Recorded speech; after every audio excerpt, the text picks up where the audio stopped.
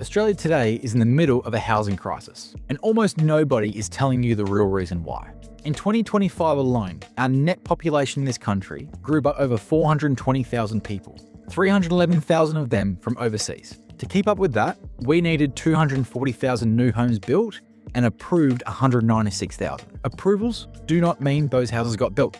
Today, there are more buyers and renters than there are houses. And that at scale means one thing: prices go up, and they keep going up, which is exactly why your rent is climbing, your mortgage is climbing, and eggs and milk at the shops are costing you $20. As an immigrant myself, born in the US, moved here when I was 5.5, I am not against immigration, but I am against a policy that uses our new Australian brothers and sisters as a tax revenue mechanism while doing absolutely nothing to control the supply of housing which they create. I'm Corey Jones. I've helped hundreds of everyday Australians generate over $100 million of equity in the last 5 years alone. And today I'm going to break down the real numbers behind Australia's housing crisis, why the government's immigration settings are the single biggest driver for rising property prices right now, and the two options you've got to fix it, so you can understand what's really happening with the cost of living and what comes next. Now, the first thing to start with, today the average Australian isn't actually Australian. They're likely a first-generation immigrant coming here for a better life. Now, unfortunately, today in 2026, this isn't the reality of our immigration policy. We're not bringing them here so they can have better lives. We're bringing them here because we have extreme job shortages in many industries, and through quantitative easing, our government's using the new Australian brothers and sisters as a means of generating more tax revenue for the government, providing them the ability to print more money. Now, why does this matter? This policy is the main policy as to why house prices have doubled in the last 5 years, and why your milk and eggs at the shop is costing you $20. To be clear, I'm all for immigration. However, the government needs to ensure that we're maintaining quality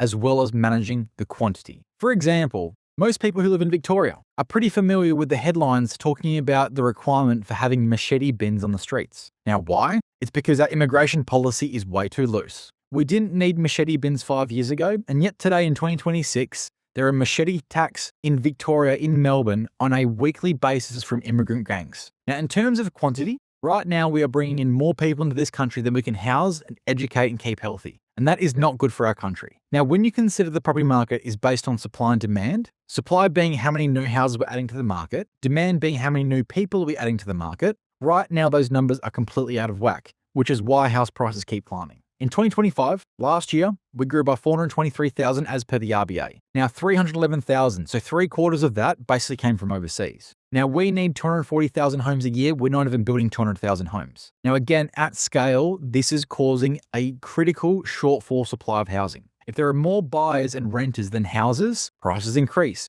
and they will continue increasing until these things are changed. Now keep in mind, even if they were changed tomorrow, it's going to take 12 months for the market to feel it, thanks to the leading and lagging indicators. So in my eyes, we've really only got two options to fix this. A, we focus on demand, we lower the immigration numbers. Now that doesn't mean we stop it, but we pay far more attention to controlling the quality and quantity of the people coming before they wreck our beautiful country. Or we can focus on the supply of housing. We can do everything in our power to free up money, incentivize building. So this would include things like lowering interest rates. If we were to lower interest rates right now, this would allow more money to flow into the market so that we can use that money to start building more houses, particularly in the undersupplied cities and states. Number two, start reducing the regulation, the red tape for developers clearing land, builders building houses. We would have more supply to the market. Three, if we think about increasing loan terms from the banks, changing from a 30-year mortgage to a 40-year mortgage will give us the ability to be able to borrow more money at scale across all of our markets. Now, keep in mind when people hear that, sometimes they often resist that. That is how most of the rest of the world works. If you go to third world countries, they have 80, 90, 100-year home loans, intergenerational loans. However, notice how the government has touched capital gains and negative gearing. By doing so, they have completely disincentivized property investment in Australia, and it is absolutely negligent at this point with a shortfall supply of housing. So in summary, unless the government brings down the immigration numbers, or the government can somehow start building way more houses by themselves, the property market is not going to crash anytime soon. I hope that helps shed some light for you guys. Please feel free to put a comment and share this with a friend, and I'm happy to discuss these in future episodes. Thanks for listening.